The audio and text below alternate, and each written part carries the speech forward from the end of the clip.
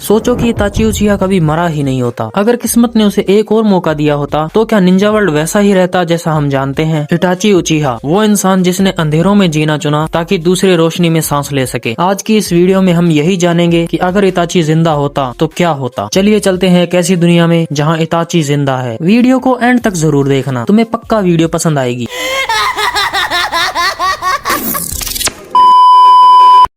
तुम लोगों को ये तो पता ही है कि सास्के वर्सेस इताची की फाइट में इताची एंड में दीवार से टकराकर मर जाता है। पर सोचो अगर इताची वहाँ मरने की बजाय सिर्फ बेहोश हुआ होता एंड उसे काबुटो या फिर कोई और आकर बचा लेता। एंड आई नो कि इताची को एक अननोन बीमारी थी, पर काबुटो जैसा जीनियस अगर उसे बचाकर ले जाता तो फिर वो हाशिरामा सेल्स या फिर किसी और तरीके से उसकी बीमारी को कंट्रोल कर लेता। लेकिन काबुटो जैसा कमीना इंसान उसे क्यों बचाएगा? वेल, उसका रीजन भी है मेरे पास। आंसर सिंपल है, अपने पापा ओरोचिमारू को बचाने के लिए, क्योंकि इताची ने ही ओरोचिमारू को सील किया था। सो ओरोचिमारू को वापस लाने के लिए काबुटो शायद ऐसा कर लेता। सो यहाँ काबुटो ये सोचता है कि वो इताची को कंट्रोल कर लेगा, लेकिन होता वैसा ही है जैसा कि सीरीज में हुआ था। इताची उसके कंट्रोल में नहीं आता, उल्टा वो उसे ही निपटा देता है, क्योंकि वो विलेज के लिए एक बहुत बड़ी प्रॉब्लम बनने वाला था। विलेज के लिए कोई भी थ्रेट बनने की कोशिश करे तो इताची उसका सफाया कर देता है। सो अब यहाँ पर इताची सबकी नजरों में मर चुका है। सबको यही लगता है कि इताची एक गद्दार था और बहुत अच्छा हुआ कि वो मर गया। लेकिन इताची जिंदा होता है and now he become saviour in the shadows. वो शैडोज में रहकर कोनोहा के ऊपर नजर रखता है, क्योंकि वो जानता है कि सबसे बड़ा थ्रेट जिसका नाम मादरा है वो अभी भी जिंदा है। लेकिन इताची अपनी पहचान मिटाकर भी अपने वादे को निभाता रहता है। वो वादा जो उसने थर्ड होकागे से किया था कि वो लीफ विलेज की रक्षा हमेशा करेगा। और अब उसे ऐसा करने से कोई दिक्कत भी नहीं होगी, क्योंकि हाशिरामा सेल्स इम्प्लांट करने की वजह से उसकी बीमारी भी कंट्रोल हो जाती है। और अब वो अपनी पावर्स का फुल पोटेंशियल पर यूज भी कर सकता है। मतलब कि अब उसके पास कोई भी वीकनेस नहीं है। फिर थोड़े टाइम बाद Obito fourth great Ninja war start कर देता है। लेकिन ओबिटो को ये नहीं पता था कि इताची अभी भी जिंदा है और वो बहुत बड़ी प्रॉब्लम बनने वाला है। इताची के जिंदा होने की वजह से सबसे बड़ा चेंज ये आता कि फिर कोई भी रीएनिमेशन जुत्सु नहीं होता, क्योंकि काबुटो को वो ऑलरेडी मार चुका होता है। और इस वजह से ओबिटो को हराना बहुत ही ज्यादा इजी हो जाता है, क्योंकि हमने फोर्थ ग्रेट निंजा वॉर में देखा है कि सबसे ज्यादा प्रॉब्लम खड़ी करने वाले रीएनिमेटेड शिनोबी थे और इताची ने ही रीएनिमेशन जुत्सु को रोका था। और अब वो जिंदा है तो वो रीएनिमेशन जुत्सु कैसे होने दे सकता है? और इसी वजह से उसने काबुटो को पहले ही मार दिया होता है। ना रहेगा बांस ना बजेगी बांसुरी। और जब सास्के को ये पता चलेगा कि इताची जिंदा है, तब शायद वो भी बुराई का रास्ता नहीं चुनेगा। और सास्के एंड इताची दोनों का अब एक ही मकसद है, वो है मादरा यानी ओबिटो को रोकना। और अब यहाँ पर पूरे शिनोबी वर्ल्ड के लोग देखते हैं कि इताची रियल में कैसा था। अब उन्हें रियलाइज होता है कि वो लोग कितने गलत थे। जो लोग इताची से नफरत करते थे, जब उन्हें सच पता चलता है तो वो बहुत ही ज्यादा गिल्टी फील कर रहे होते हैं। उसके बाद सब लोग वॉर में एक साथ मिलकर लड़ते हैं एंड थोड़ी मेहनत के बाद वो लोग ओबिटो को तोत्सुका ब्लेड से सील भी कर देते हैं। और वॉर का एक नया एंड होता है जहां बहुत कम लोगों का खून बहता है। और अब मैं बताता हूँ कुछ चेंजेस जो इताची के जिंदा होने की वजह से होते। सबसे पहले तो नारुतो एंड सास्के का पावर अप नहीं होता, ना ही सास्के को रेनेगान मिलती और ना ही नारुतो को 6 पाथ्स, क्योंकि उन्हें उसकी जरूरत ही नहीं पड़ती। एंड इसके अलावा जो मैंने पहले भी कहा कि रीएनिमेशन जुत्सु होता ही नहीं, क्योंकि इताची काबुटो को ऑलरेडी फिनिश कर चुका होता और काबुटो के अलावा उस टाइम पर रीएनिमेशन जुत्सु कोई भी नहीं कर सकता था। So without काबुटो reanimation jutsu possible ही नहीं था। तीसरी चीज ये होती कि लोग कम मारे जाते और फोर्थ ग्रेट निंजा वॉर का हीरो फिर नारुतो की जगह इताची को बोला जाता। विलेज के लोग जो उचिहा क्लैन से नफरत करते थे, अब वो नफरत कम हो जाती। मादरा कभी रीएनिमेट नहीं होता और ना ही कागुया रिवाइव होती। सिंपल वर्ड्स में बोलूं तो नारुतो सीरीज में कोई बड़ा कांड होता ही नहीं। मतलब कि ये एक इंसान अगर जिंदा रहता तो पता नहीं क्या क्या रोक सकता था। वैसे ककाशी ने इताची के बारे में ये बात बिल्कुल सही कही थी कि तुम लोग ये सोच भी नहीं सकते कि इताची क्या कर सकता है। सो वॉर खत्म होने के बाद इताची फिर से गायब हो जाता और शैडोज में रहकर हमेशा की तरह लीफ विलेज की रक्षा करता। लेकिन अब लीफ विलेज के लोग उसे एक सेवियर हीरो की तरह देखने लग जाते और जब भी लीफ विलेज के लोग क्रो को देखते तो वो यही कहते कि ये जरूर इताची होगा, वो अभी भी हमारी रक्षा कर रहा है। सो वीडियो कैसी लगी बिना बताए मत जाना, कमेंट में कुछ तो लिख कर जरूर जाना। और सब्सक्राइब करना हो तो